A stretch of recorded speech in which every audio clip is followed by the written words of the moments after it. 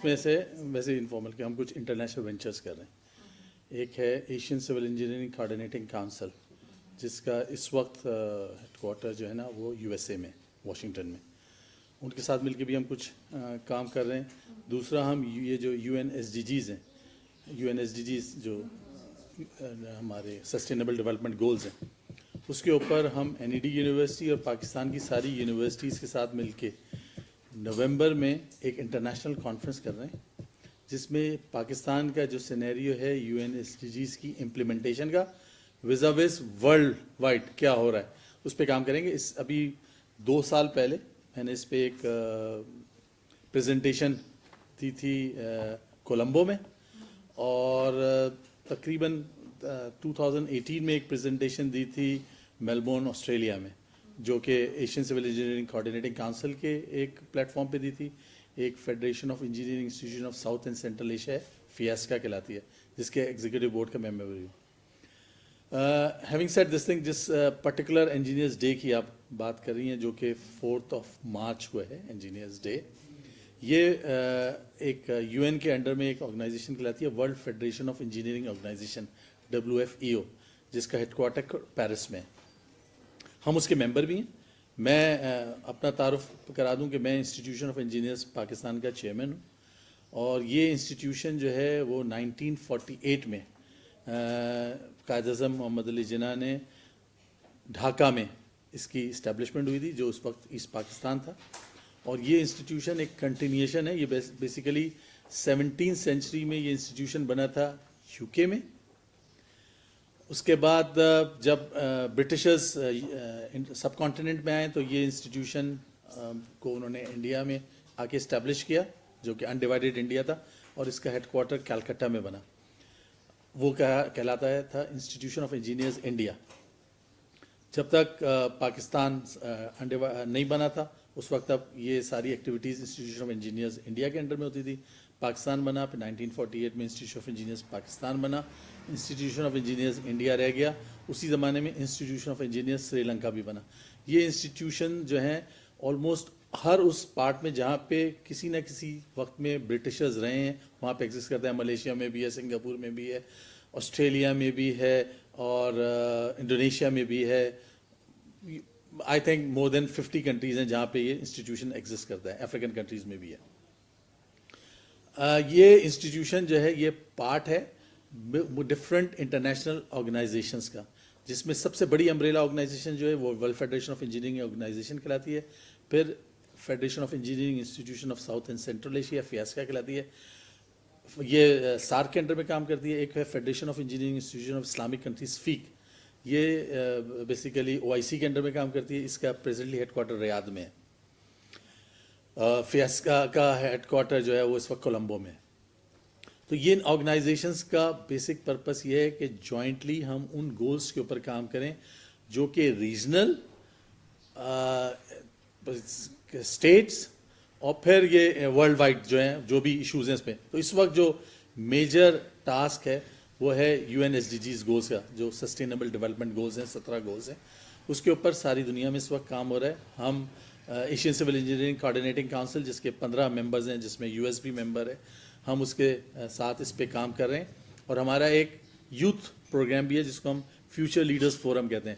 اور in future leaders forum میں جو ہے ہم نے پچھلے 1 سال سے ہر مہینے ایک ویبینار کوئی ایک کنٹری اسپیسیفک کراتا ہے, جس میں سے آلریڈی ابھی لاسٹ سیٹرڈے کو جو ہے وہ جاپان کے فیوچر لیڈرز نے جو ہے نا اس پہ اپنی پریزنٹیشنز دیں.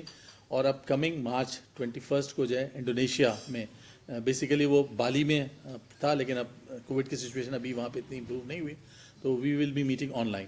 تو یہ آن لائن کانفرنس ہے, اور یہ اسی کا پھر ایک فائنل پارٹ ہے جو کہ ہماری سیکار کہلاتی ہے, civil engineering conference on Asian region.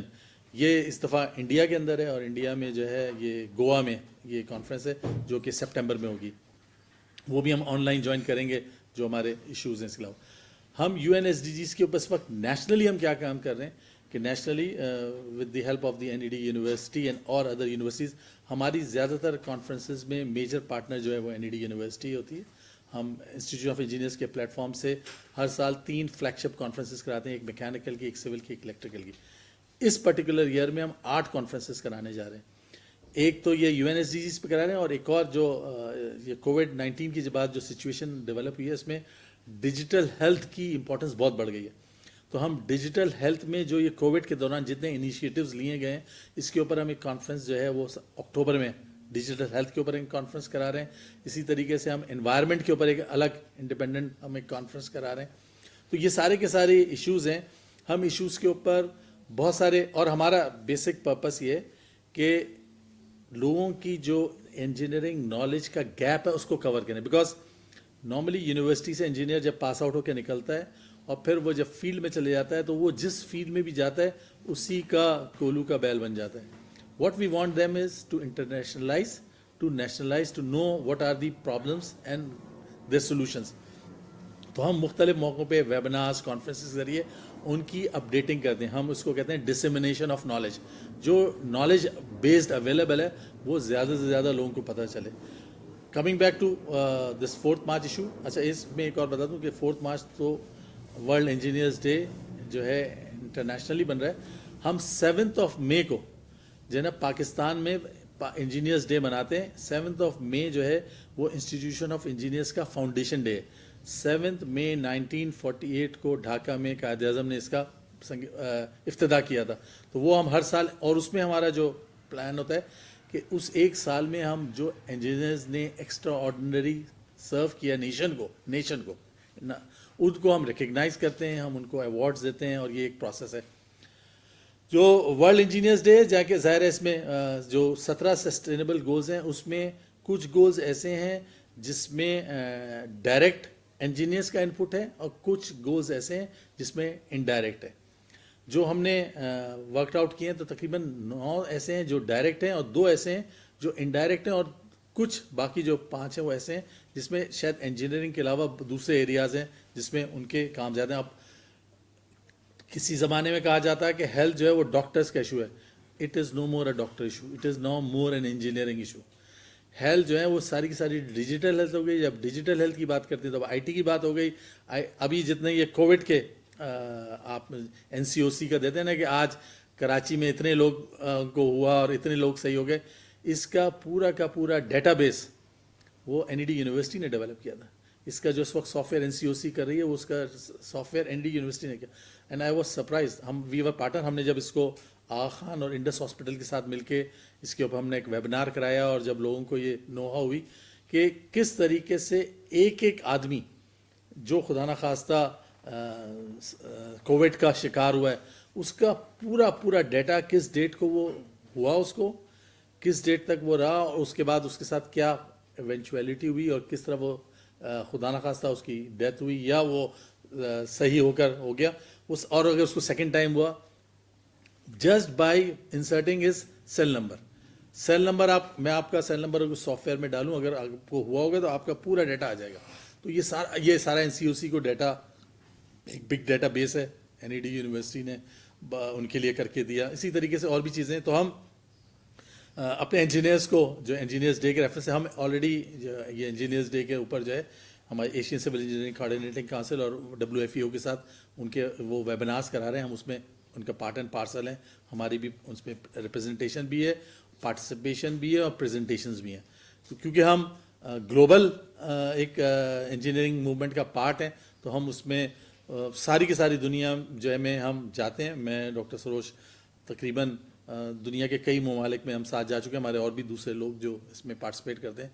और अब कोविड की जो एक ब्लेसिंग है कि जो पहले कहते थे IT के आने के बाद कि वर्ल्ड इज़ अ विलेज, वो विलेज का जो एक्चुअल सिचुएशन डेवलप हुई है ये कोविड में हुई है कि अब now everybody is working from home.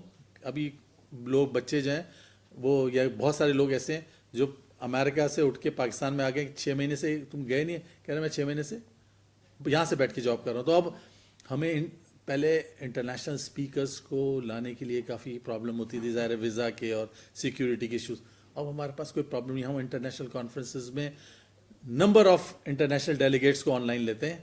अब online is as good as you are physically there. तो ये सारे इश्यूज़ हैं. तो ये वर्ल्ड इंजीनियर्स डे में भी यही होने जा रहा है कि हम ऑनलाइन उन सारे प्रोग्राम्स को ज्वाइन कर रहे हैं, ऑनलाइन अपनी प्रेजेंटेशन.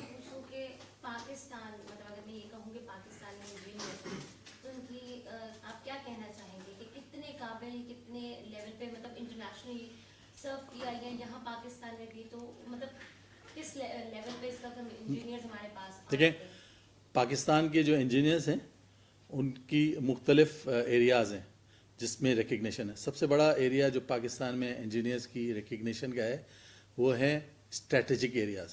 جو اسٹریٹجک ایریاز ہیں اس میں پاکستان, کیونکہ اسٹریٹجک ایریاز میں انٹرنیشنل کوآپریشن نہیں ملتا. کوئی بھی آپ کو ملک اس بات کی سپورٹ نہیں کرے گا کہ آپ ایٹم بم بنا لیں, آپ میزائل بنا لیں. These all technologies have been developed indigenously, اور Pakistan is one of the biggest importer of ammunition to far east gulf. ابھی ہم اپنے جو ہے وہ JF-7 اور یہ سب جہاز باہر بیچ رہے ہیں. تو دس از آل انجینئرنگ اینڈ ٹیکنالوجی. یہ اس میں ہم اس ایریا میں بہت آگے ہیں. دوسرا ہم IT بیس میں بہت آگے ہیں. IT میں اگر آپ ابھی تھوڑی دیر پہلے ایک صاحب آئے ہوئے تھے جیز کے کنٹری چیف واٹ ایور, تو ان سے یہی بات ہو رہی تھی کہ ہمارا جو فٹ پرنٹ US کی سلیکان ویلی میں پاکستانی IT اسپیشلسٹ کا ہے وہ بڑا اپریشیبل ہے. Million and billions of dollars وہ جو ہیں کی کمپنیز انہوں نے بنائی ہیں اور بیچی ہیں.